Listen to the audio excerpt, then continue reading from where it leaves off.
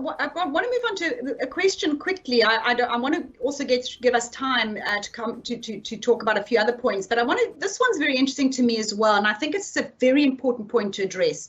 I've got 4 years to retirement. At what point should I move to a life stage growth portfolio? And this is questions again. You have to decide what you're going to do at retirement. Liesel, do you want to take that one? So maybe I should just explain what a life stage growth portfolio is. That means that you start exiting equities more and towards cash, because the idea is that at retirement you're going to purchase an annuity.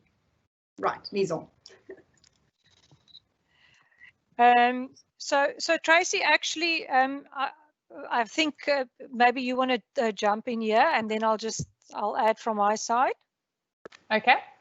So underlying those two annuities, we spoke a little bit about interest rates. So if you're going to go into the life annuity, that insurance product where you hand over your money to the insurer, as you said, they go and basically buy these long-term bonds. That's why I said there's a difference in these interest rates.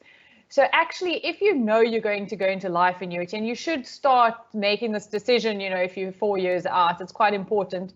It's fine to be life staging because you're moving towards cash, or you could move in towards something that has more interest earning investments. Ideally, you want longer dated bonds if possible.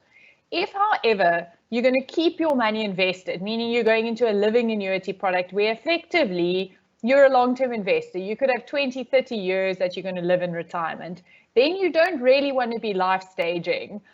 Because what you're going to do is you're going to move more and more money into cash, and then you're going to retire and you're going to take some of that cash and you're going to reinvest it. So you're exposing yourself to unnecessary market movements.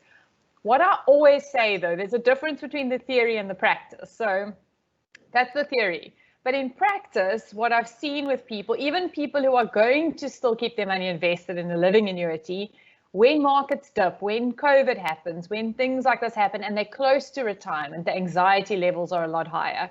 And so then sometimes staying in the markets, I've got all this money, I've lost 30% of my entire life savings, like you did in March this year, and you freak out and you switch and you change and you miss that recovery like we saw now. So I think it's also about knowing yourself. There's the theory, but then know how you will respond and question yourself. Work it out. Take a third of your funds, minus that, and say, what would you do?